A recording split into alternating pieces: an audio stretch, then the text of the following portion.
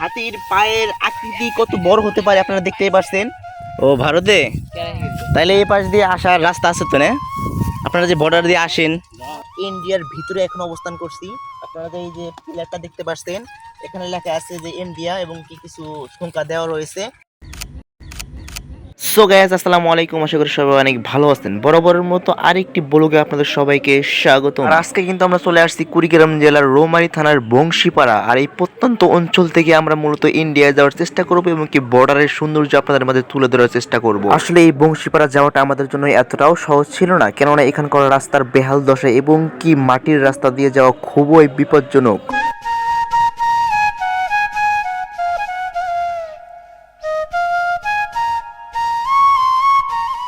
এটাই মূলত বংশীপাড়া যাওয়ার একমাত্র রাস্তা। এখানে আর বিকল্প কোনো রাস্তা নেই। রাস্তা যেহেতু মাটির, দুপাশে ফসলের মাঠ এবং কি মাঝখানের রাস্তা তো ভালোই লাগছিল, কেননা এরকম রাস্তা দিয়ে সচরাচর যাওয়া হয় না। আর দুপাশে প্রকৃতির দৃশ্যগুলো আমরা খুব ভালোভাবে উপভোগ করছিলাম।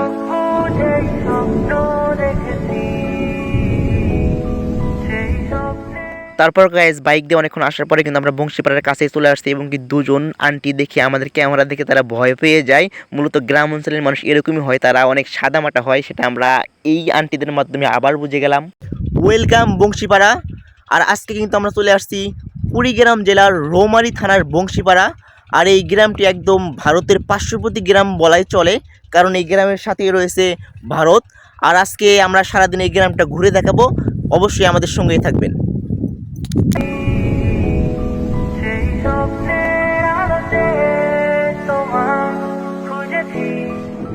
এখন আমরা যে জায়গায় রয়েছি তার পাশেই কিন্তু কিছুদিন আগে হাতি আসছিল। এখন আপনাদেরকে হাতির যে পাড়াগুলা সেগুলা আপনাদেরকে একদম ভালোভাবে দেখাবো। গাইস, আপনারা যে এই যে গর্তগুলো দেখতে পাচ্ছেন, এগুলো মূলত হাতির পাড়া। কিছুদিন আগে এখানে হাতি আসছিল, তারপর এখান দিয়ে হাতি আর কি তার পায়ের যে ছাপগুলা সেটা কিন্তু এখন রয়ে গিয়েছে। এই যে দেখতে পাচ্ছেন, এখানে কিন্তু পানি জমে গিয়েছে। একটি হাতির পায়ের আকৃতি কত বড় হতে পারে আপনারা দেখতেই পাচ্ছেন। এই যে কত বড় একটি হাতির আর কি পায়ের আকৃতি কত বড়। এখানে রয়েছে, এই পাশে রয়েছে আর কি, এই পাশে রয়েছে আর কি। যেখানে যেখানে তার পাটা পড়েছে সেখানে কিন্তু অনেক বড় একটি গর্ত হয়ে গিয়েছে। আসলে মূলত কিছুদিন পরে পরে এখানে হাতি আসে। আর এই পাশে রয়েছে আপনার পাহাড়, ভারতের পাহাড়। মূলত এই পাশ দিয়ে হাতিগুলা নেমে আসে।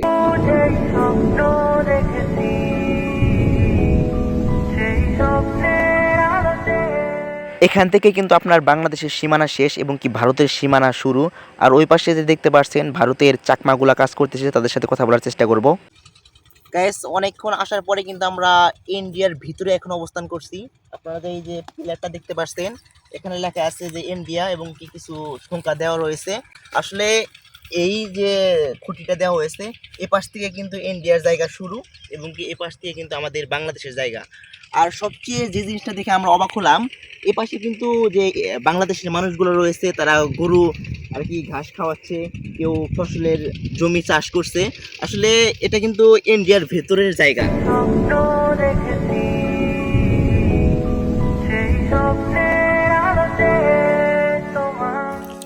আপনাদের বাড়ি কি ভারতে নাকি বাংলাদেশে? বাংলাদেশে? ও ভারতে। তাইলে এই পাশ দিয়ে আসার রাস্তা আছে তো না? আপনারা যে বর্ডার দিয়ে আসেন, না যাওয়া তো যাবে না, যাওয়া যাবে কি? তাইলে এগুলো জমি তো আপনারই না, আপনাদেরই না? না, হাসমশাই করেন কেন বলতেছি। তাহলে আপনাদের এ পাশে তো গ্রাম আছে, পাহাড়ের পাশে গ্রাম না? ওইখান থেকে এসে আপনারা এখানে চাষাবাদ করেন আর কি।